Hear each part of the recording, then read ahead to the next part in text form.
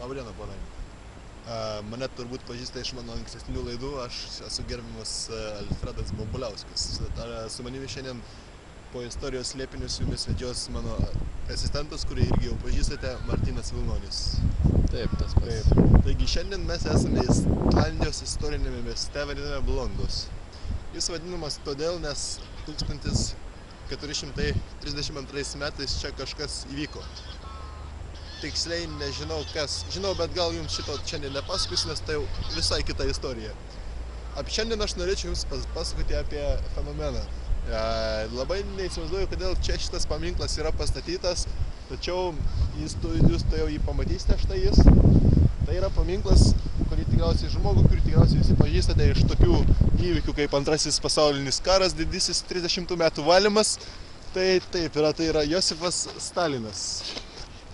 Taip, jis tikriausiai žinote mirė 53 metais, tačiau kaip matote čia yra parašyta Sasiem Firstur Bigdi vid Blondos Arid. Ir čia tikriausiai adresas, nes čia metai netokie yra parašyti. Taip, o čia dar yra Obhaf ir til als First. Tai reiškia aštri grybų sriuba.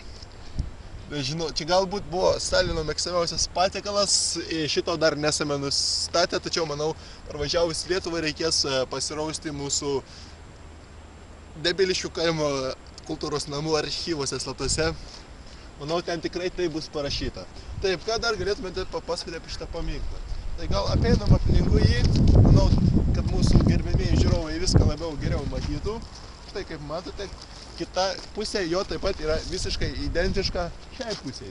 Tačiau tikriausiai jūs esate pastabūs žmonės ir tikriausiai pastebėjote, čia nėra mūsų gerbiamo Josifo Stalino paveikslo. Čia irgi, manau, yra gan įdomi tema. Apie tai galėčiau daug ką papasakoti, jei prisiminčiau. Bet taipogi čia yra, manyčiau, kitos laidos tema, nes čia būtų labai reikalinga išsiplėsti. Todėl, manau, gal pašnekėkime apie suolelį. Štai taip. Čia yra unikalus Viktorijos epochos stiliaus suoliukas. Kaip matote, ant jo galima patogiai atsisėsti, galima ir atsigulti. Tačiau aš gal čia dabar, nes vaikai žiūri šitą laidą, gal bus nelabai mandagu. Taip. Taigi, ką galėčiau? O čia yra tikriausiai gamintojo numeris. Taigi, jeigu norite užsakyti šitą stalelį, skambinkite 452 2862. Ten jums atsilieps operatorė. Atsiprašau, ką Martinai norėt pasakyti, jūs man čia kažkokius ženklus? Man atrodo, kad ten atsilieptų ponas misteris Gunaras. Gunaras, taip. Arba Mr. Biggles. Bet jis dabar vaus. Taigi. Taip, musuolėlis, taip. Ten matote nuostabų Šventojo Petro 17 epochos suolelį irgi. Kaip matote, jis nėra toks patogus, nes kaip parodykite dar kartą suolelį, kad žiūrovai galėtų palyginti. Taip. Kaip matote, ten yra dvi sėdimosios vietos, ant kurių gali sėdėti maždaug 8 žmonės.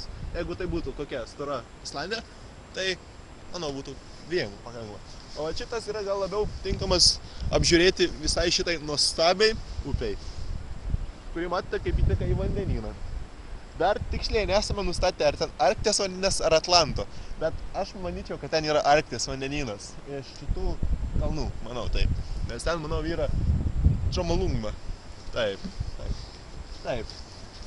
Dabar jums gali atrodyti, jog aš nebeturiu ko pasakyti, bet